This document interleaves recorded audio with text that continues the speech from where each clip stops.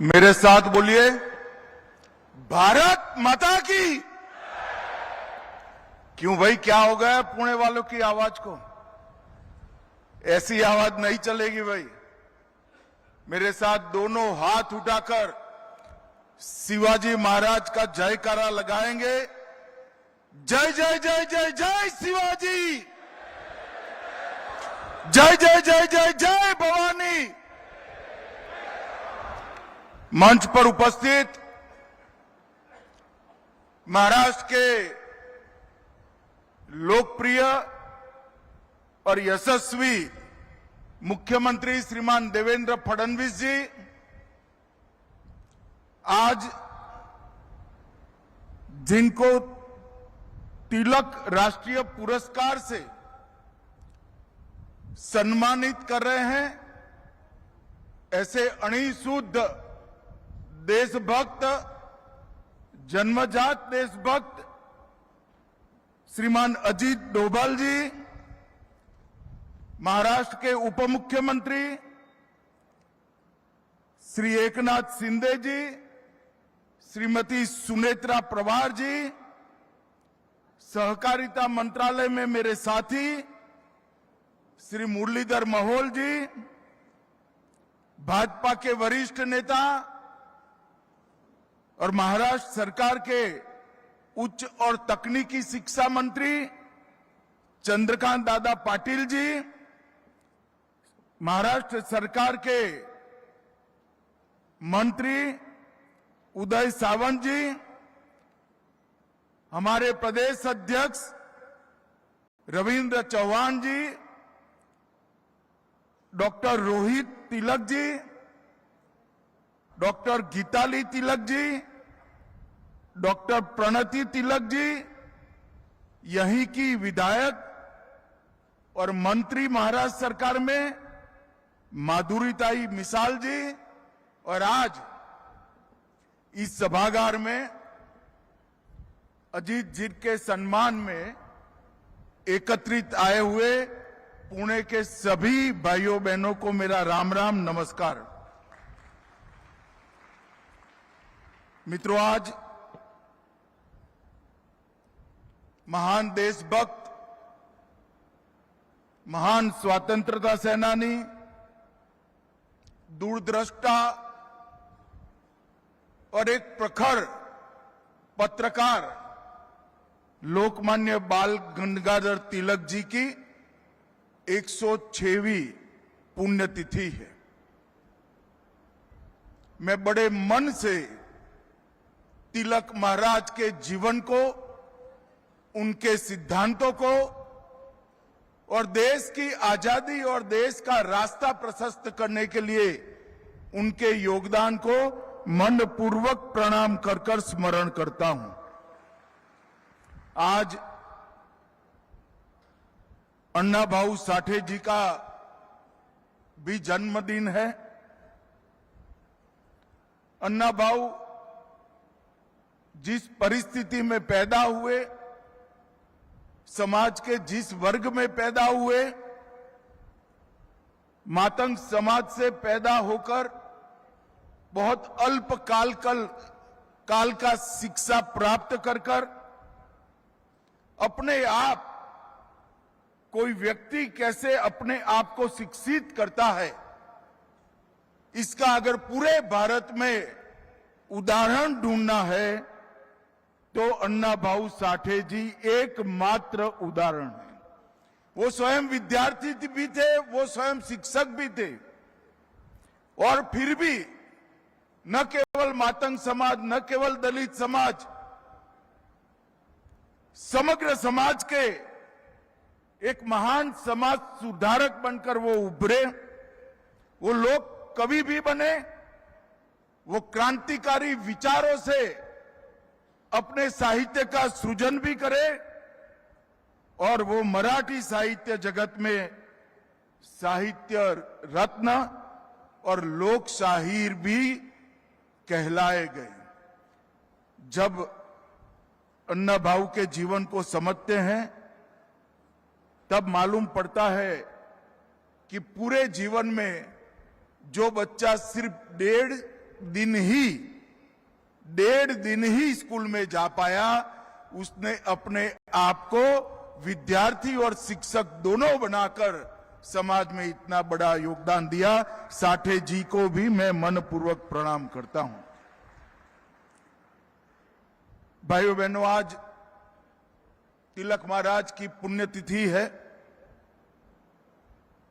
कोई एक व्यक्ति के जीवन पर जब पुस्तक लिखना होता है तो उसके बहुत सारे चैप्टर होते हैं, प्रकरण होते हैं। उनके जीवन में उन्होंने जिस जिस विषय पर योगदान दिया है, जो जो घटनाएं घटी हैं, वो चैप्टर में रेखांकित की जाती हैं। मगर तिलक महाराज पर अगर पुस्तक लिखना है तो चैप्टरों से ही पूरा पुस्तक भर जाएगा। इतना बड़ा योगदान तिलक महाराज का भारत के स्वातंत्र संग्राम में। तिलक महाराज स्वातंत्र संग्राम को एक नई दिशा में, एक नया अर्थ देने के लिए उन्होंने एक महान उद्घोषणा की, स्वराज मेरा जन्मसिद्ध अधिकार है। इस देश की जनता को स्वराज कोई दे नहीं सकता। इस देश की जनता का यह अधिकार है और उसको हम प्राप्त कर रहेंगे। पुनेरी पगड़ी पहनकर जब वो गौरव के साथ वो बात बोले होंगे, मैं कई बार आंख बंद कर सोचता हूं कैसा दैदीप्यमान वो पल होगा जब उन्होंने अमर वाक्य घोषित किया होगा। यही भूमि से शिवाजी महाराज ने स्वराज की घोषणा की थी। उस वक्त उन्होंने कहा था, स्वराज मतलब शासन नहीं, सिर्फ शासन नहीं, स्वराज मतलब हमारा शासन, हमारी भाषा, हमारी संस्कृति और हमारा धर्म, ये जब प्रस्थापित होता है तब ही पूर्ण स्वराज की प्राप्ति होती है। और तिलक महाराज ने भी अपने जीवन में स्वराज के आंदोलन के साथ, स्वतंत्रता के आंदोलन के साथ जनता को जोड़ने का काम किया। और उन्होंने स्वतंत्रता आंदोलन में एक नए प्रकार के राष्ट्रवाद का जन्म दिया, सांस्कृतिक राष्ट्रवाद का। राष्ट्रवादी कई लोग हुए, मगर तिलक महाराज ने जब गणपति उत्सव और शिवाजी महोत्सव शुरू किया, उन्होंने राष्ट्रवाद को देखते देखते सांस्कृतिक राष्ट्रवाद में बदलने का काम किया। उन्होंने आने वाले दिनों में देश के चलने की दिशा भी तय कर दी और कहा कि ये देश जब भी आजाद होगा इस रास्ते पर चलेगा। और वो व्यक्ति की दूरंदेशी देखिए, आज देश सांस्कृतिक राष्ट्रवाद के रास्ते पर चल गया है, चल पड़ा है। अब उसको कोई वापिस नहीं ला सकता। देश यही रास्ते पे चलता रहेगा। तिलक महाराज एक शिक्षक थे, शिक्षा में राष्ट्रीय शिक्षा के आग्रही थे, प्रखर पत्रकार थे। पत्रकार कितना निर्भीक हो सकता है, वो केसरी के तंत्री लेख देखकर ही कोई इसका अनुभव कर सकता है।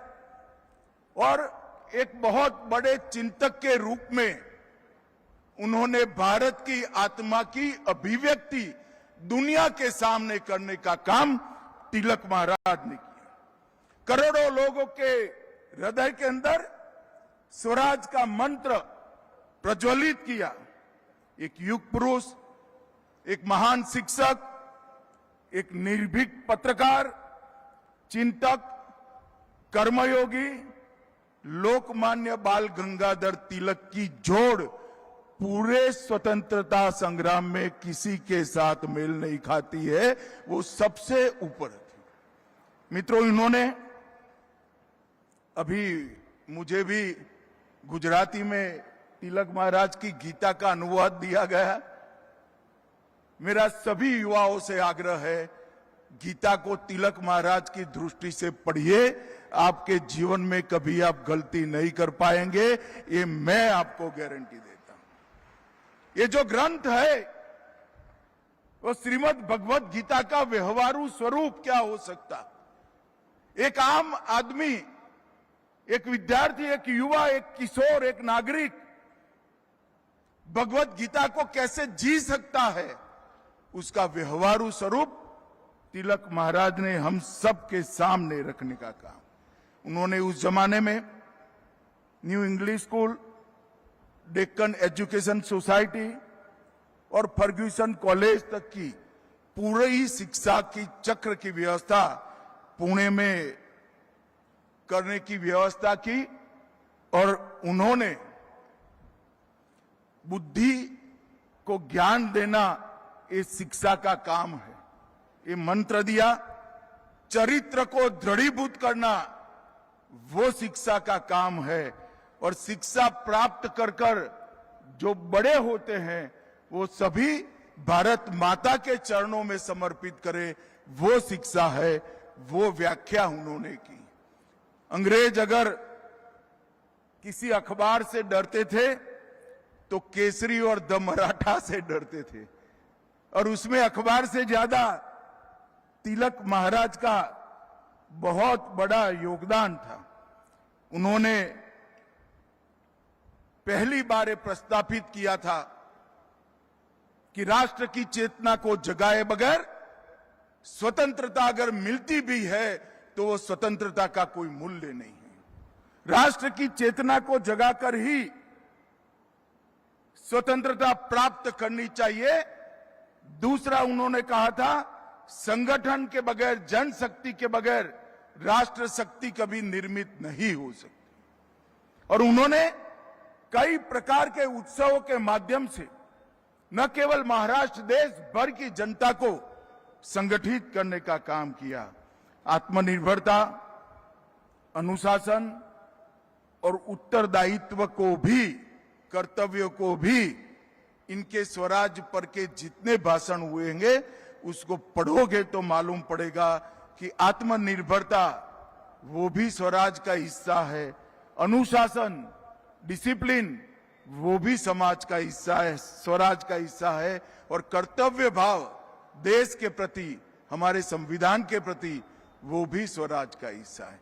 मैं मानता हूं कि एक ही व्यक्ति ने अपने एक जीवन में इतने सारे काम किए कि जब तिलक महाराज का देह शांत हुआ, महात्मा गांधी को भी कहना पड़ा ये लोकमान्य थे, लोगों में सबसे लोकप्रिय तिलक महाराज थे। और ये बात हम सब के लिए बहुत अकूट प्रेरणा का स्रोत है। उनका जीवन, उनका कवन, जो बोले हैं, जो लिखा है, वो आज के युवा और किशोरों के लिए प्रेरणा स्रोत है। मैं सभी को मन पूर्वक अपील करना चाहता हूं, तिलक महाराज को पढ़िए, आपको मालूम पड़ेगा कि तिलक महाराज का लेखनी कभी कालबाह्य नहीं होगा, ये एटर्नल है, हमेशा देश का मार्गदर्शन करता रहेगा।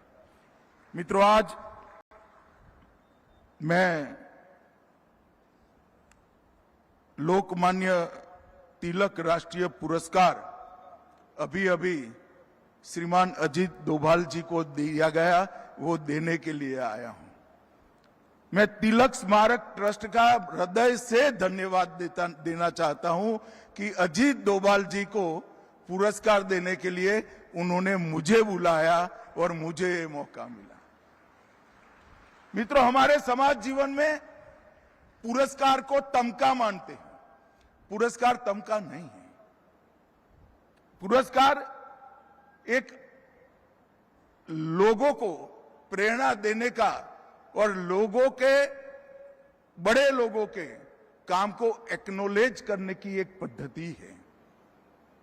कोई व्यक्ति जब समाज के किसी भी क्षेत्र में बहुत बड़ा काम करता है तब वो व्यक्ति नहीं रह जाता है, वो इससे आगे कई गुना आगे निकल जाता है। और समाज का दायित्व है, उत्तरदायित्व है कि ऐसी व्यक्तियों का सम्मान करना। ऐसी व्यक्तियों का जब सम्मान होता है तब समाज के कृतज्ञ भाव का तो एक प्रकार से निर्वहन होता ही है, क्योंकि जिन्होंने पूरा जीवन समाज के लिए दिया उनको पुरस्कृत करना वो समाज का उत्तरदायित्व है। परंतु इसके साथ साथ ऐसे व्यक्तित्व के तरह जीने का भी कई सारे लोगों को प्रेरणा मिलता है, जो ये परंपरा को निरंतर बनता है। और मैं मानता हूं कि आज तिलक पुरस्कार जो अजीत डोभाल जी ने को मिला है, इस देश के लिए जीने वाले, इस देश के लिए काम करने वाले हर क्षेत्र के नागरिकों के लिए ये बहुत बड़ा प्रेरणा का स्थान बनेगा। इसमें मेरे मन में कोई संशय नहीं है। मैं फिर से एक बार अजीत जी को पुरस्कार देने के लिए और पुरस्कार देने के लिए मुझे बुलाने के लिए तिलक स्मारक ट्रस्ट का हृदयपूर्वक धन्यवाद करना चाहता हूं। मित्रों, मैं गुजरात में गृह मंत्री था, तब से अजीत डोभाल जी को जानता हूं। हमारे यहां एक सीरियल बॉम्ब ब्लास्ट हुआ था, मेरा अजीत जी से कोई परिचय नहीं था। मुझे नरेंद्र मोदी जी ने, उस वक्त गुजरात के मुख्यमंत्री थे, उन्होंने कहा था कि सिर्फ ये बॉम्ब ब्लास्ट नहीं, बॉम्ब ब्लास्ट के पीछे जो लोग हैं और देश भर में जितने बॉम्ब ब्लास्ट हुए हैं उसकी जांच गुजरात पुलिस ने करनी चाहिए। और आप अजीत डोभाल जी को बुलाइए और उनके साथ, आपके अफसरों के साथ बैठकर चर्चा करिए। मुझे याद है मेरे घर पर अजीत जी आए थे, दोपहर का वक्त था, और उन्होंने जो टिप्स दी थी इसका परिणाम ये था कि न केवल अहमदाबाद बॉम्ब ब्लास्ट, देश भर के 13 बॉम्ब ब्लास्ट एक साथ गुजरात पुलिस ने रिजॉल्व किए थे। ये बहुत बड़ी उपलब्धि थी। जब मोदी जी 2014 में प्रधानमंत्री बने, उन्होंने सबसे पहला अपॉइंटमेंट प्रधानमंत्री के नाते किया था, तो प्रिंसिपल सेक्रेटरी का नहीं किया था, अजीत डोभाल जी के एनएसए के रूप में चयन करने का काम किया। और मोदी जी के कालखंड का जब भी इतिहास लिखा जाएगा, आंतरिक सुरक्षा और बाहरी सुरक्षा की कोई मीमांसा करेगा तो स्पष्ट रूप से अजीत डोभाल जी के लिए उसको एक स्वर्णिम पृष्ठ रिजर्व रखना ही रखना पड़ेगा, इसमें किसी को संशय नहीं। मोदी जी गुजरात में थे तब से चर्चा करते थे कि इस देश की विदेश नीति में रीढ़ की हड्डी का अभाव दिखाई पड़ता है। जब वो प्रधानमंत्री बने, मैंने पहले पार्टी के अध्यक्ष के रूप में और इनके कैबिनेट के साथी के रूप में बारीकी से देखा है। आज भारत की विदेश नीति रीढ़ की हड्डी वाली विदेश नीति बनी है, इसमें कोई डिनाई नहीं कर सकता। हमने सम्मान के साथ दुनिया में हमारा स्थान मजबूत किया है, और मोदी सरकार ने ये जो अचीव किया है उसमें भी अजीत डोभाल जी का बहुत बड़ा योगदान है। मित्रों, एक युवा अधिकारी गढ़वाल से आकर 72 में 68 में आईपीएस बनता है। शुरुआती करियर में ही केरल की इनकी कैडर छोड़कर आईबी के डेप्यूटेशन पर आना, और फिर 72 से लेकर जब डीआईबी बने तब तक सतत आईबी के ऑफिसर के रूप में हर चुनौती जो देश के सामने आई उसके लिए इनको ही डीआईबी जो उस वक्त के थे उन्होंने नियुक्त किया। पूर्वोत्तर, सिक्किम, जम्मू कश्मीर, पंजाब, पाकिस्तान में रहकर कई जगह पे इन्होंने एक अद्भुत योगदान देने का काम किया है, जिसका चित्रांकन और जिसका मूल्यांकन संभव ही नहीं, क्योंकि आईबी के जो अफसर करते हैं, जो उनकी ड्यूटी निभाते हैं, वो कभी पूर्ण रूप से घोषित नहीं होती। पाकिस्तान में भी अजीत डोभाल जी ने 6 साल तक काम किया और बड़े क्रूशियल समय में काम किया। उसके बाद आईबी में उनको ऑपरेशन विंग में नियुक्त किया गया और मैं गृह मंत्री के नाते कह सकता हूं, मल्टी एजेंसी सेंटर देश की आंतरिक सुरक्षा की रीढ़ की हड्डी आज बना है। मोदी जी के आने के बाद 19 के बाद हमने उसको पूरी तरह से पुनर्जीवित भी किया है और एक नया अवतार भी आज के समय के रूप में लाए हैं। परंतु मैक के स्थापक अध्यक्ष अगर कोई था तो अजीत डोभाल जी थे। उन्होंने ही मैक की नींव, मजबूत नींव रखने का काम किया। 2004 में डीआईबी बने और डीआईबी बनने के बाद 2005 में वो सेवानिवृत्त हुए। मित्रों, उसके बाद भी विवेकानंद इंटरनेशनल फाउंडेशन के माध्यम से भारत की विदेश नीति, भारत की आंतरिक सुरक्षा और भारत की बाहरी सुरक्षा ये सुनिश्चित करने के लिए लगातार वो अनेक सालों तक काम करेंगे। 2005 से 14 का विवेकानंद इंटरनेशनल फाउंडेशन के अध्यक्ष के रूप में उनका कार्यकाल और वहां पर जो चिंताएं की गई, चर्चाएं की गई, जो निष्कर्ष पर पहुंचा गया, वो निष्कर्ष सारा रिजोल्यूशन में और किताबों में बंद था। मगर 2014 में जब नरेंद्र मोदी जी प्रधानमंत्री बने, अजीत डोभाल जी को उन्होंने एनएसए बनाया और जो भी मंथन हुआ था उसको जमीन पर उतारने का काम कर दिया। अजीत डोभाल जी को हम एनएसए के रूप में जानते हैं, मगर हम नहीं जानते क्योंकि ऐसी चीजों का प्रचार नहीं होता है। मगर आज मौका भी है, दस्तूर भी है। अजीत डोभाल जी देश के सबसे लंबे कार्यकाल तक एनएसए रहने का सम्मान भी श्री अजीत डोभाल को जाता है। और उन्होंने अनेक दृष्टि से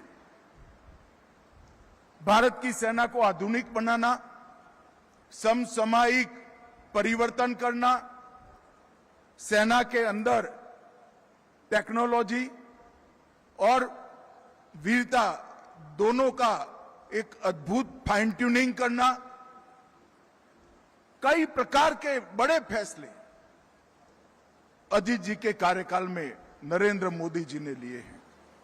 और नरेंद्र मोदी जी के फैसलों के पीछे डोभाल जी का बहुत लंबा अनुभव सिद्ध सलाह भी होता था। और बहुत, मैं एक वाक्य में भी कहना चाहता हूं, हमारी सेना की सुरक्षा क्षमता और आक्रामक क्षमता को आमूल चूर परिवर्तित करने का काम ये 12 साल में नरेंद्र मोदी जी ने किया है और इसमें डोभाल साहब का बहुत बड़ा योगदान है। इसलिए जब मुझे ट्रस्ट का फोन आया कि श्री अजीत डोभाल जी को हमारी कमेटी ने इस वर्ष के तिलक पुरस्कार के लिए चयन किया है, अगर आप आ सकते हैं तो हमें अच्छा लगेगा। मैं कहूं आपको तो अच्छा लगेगा नहीं लगेगा मुझे मालूम नहीं है, मगर डोभाल साहब को पुरस्कार देते हुए मुझे बहुत अच्छा लगेगा, मैं जरूर आऊंगा। और मित्रों, आज हमने इस सभागार में बैठकर तिलक महाराज की भूमि पर, शिवाजी महाराज की भूमि पर, पेशवाओं की भूमि पर हमने एक बहुत स्तुत्य काम किया है। एक अणिशुद्ध देशभक्त, एक जन्मजात देशभक्त का सम्मान करने का मैं ईश्वर को प्रार्थना करता हूं और देश भर के कई लोग करते हैं कि अजीत डोभाल जी शतायु हो और लंबे समय पर तक पूर्ण स्वास्थ्य के साथ अपना योगदान देश की सुरक्षा के लिए देते रहे। और मैं फिर से एक बार तिलक स्मारक ट्रस्ट को भी बहुत बहुत धन्यवाद करना चाहता हूं कि इन्होंने एक बहुत स्तुत्य काम किया है कि अजीत डोभाल जी को महान तिलक स्मारक से अवार्ड से आपने पुरस्कृत किया है। इसके लिए हम सब आपका धन्यवाद करते हैं। मेरी बात यहीं समाप्त करता हूं। वंदे मातरम।